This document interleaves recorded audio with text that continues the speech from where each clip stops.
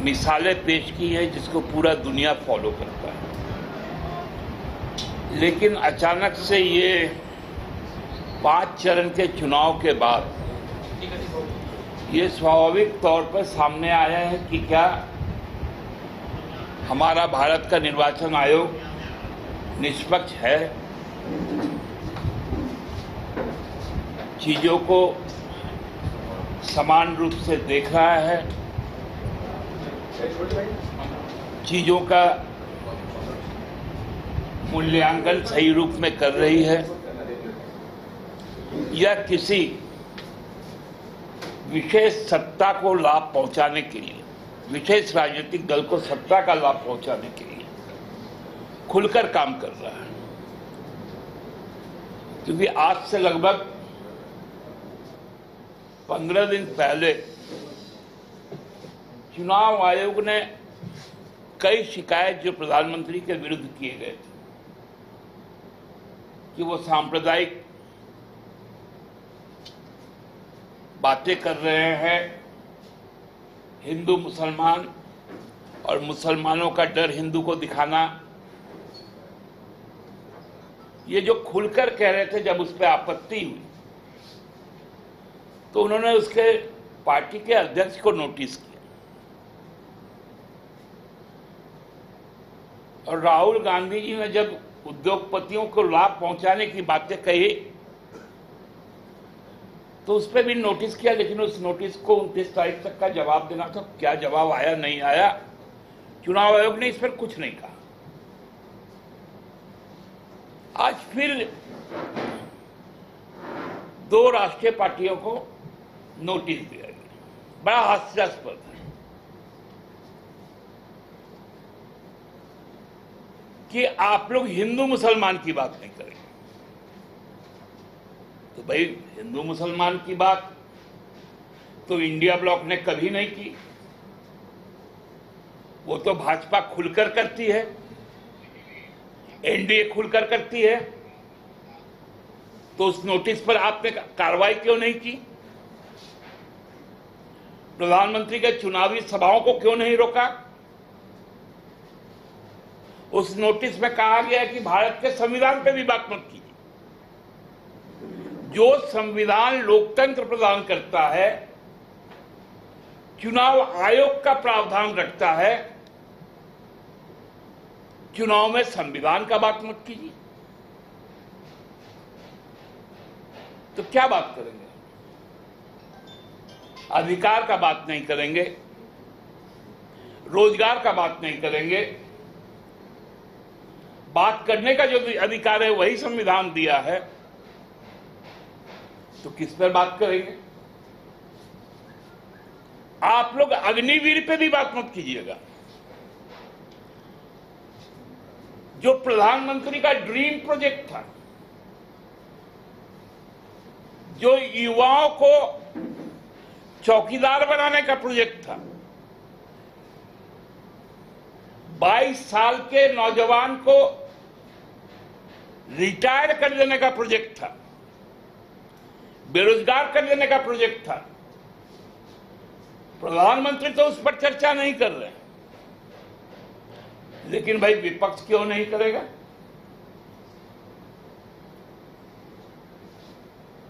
प्रधानमंत्री भैंस चुराने का बात करेंगे, मंगलसूत्र का बात करेंगे, नल चुराने का बात करेंगे। अरे, आप प्रधानमंत्री हैं, ठीक है, घटिया मानसिकता वाली पार्टी के आप स्टार प्रचारक हैं, लेकिन 144 करोड़ लोगों के तो आप प्रधानमंत्री हैं आज की तारीख में। 10 साल का कोई बात ही नहीं करेंगे अब।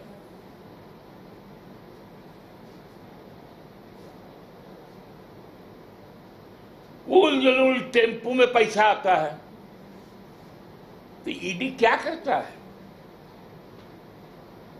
डीआरआई क्या करता है?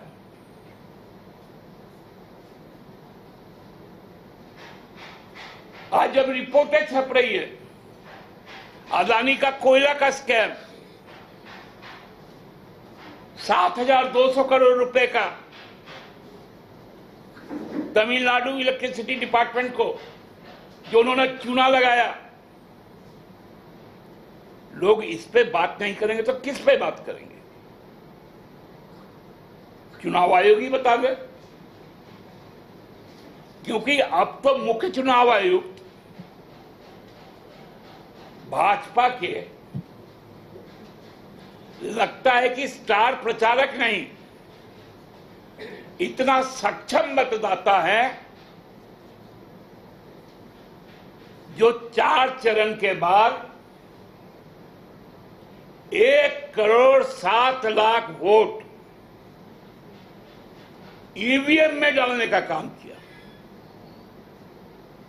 मतलब जहां जहां चुनाव हुए हर लोकसभा क्षेत्र में औसतन 28 लाख वोट डाले गए।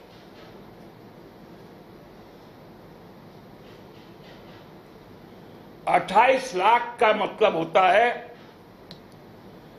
परोक्ष रूप से लगभग 80 लाख वोट को प्रभावित करना। मतलब यदि ये 28 हमको मिलता तो अगला को यदि भरना है तो उसको 56 लाख पहले लाना होगा, तब जाकर उसको यदि 28 लाख का लीड लेना है, फिर से वो मतलब लगभग 80 लाख का परोक्ष मतदान और प्रत्यक्ष मतदान 28 लाख का। ये है चुनाव आयोग का आज का स्थिति। एक डरा हुआ सहमा हुआ चुनाव आयोग, छठा चरण में उसका रूप क्या होगा जब हम लोग परसों वोट डालेंगे। हमको तो लगता है 2024 के वोट के आंकड़े शायद 2027 तक नहीं आए और जबरन भारतीय जनता पार्टी के पक्ष में मतदान कर दो, क्योंकि कोई सैंक्टिटी नहीं रह गया, कोई विश्वसनीयता नहीं रह गई। चुनाव आयोग तो एक एक चीज पर नजर रखता है। क्या चुनाव आयोग आज देखा 25 को यहां मतदान होना है, 1 तारीख को संथाल परगना में मतदान होना है, संथाल परगना के एक कंस्टिट्यूएंसी गोड्डा में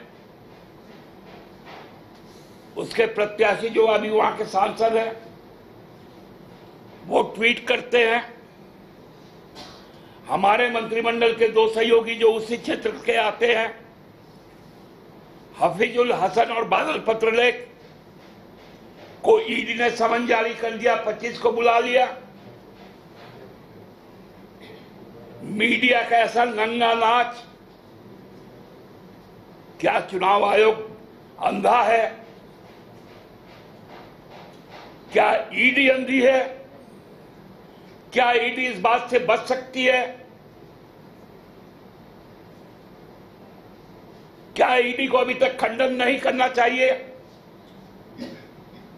कि हमने ऐसा कोई नोटिस जारी नहीं किया?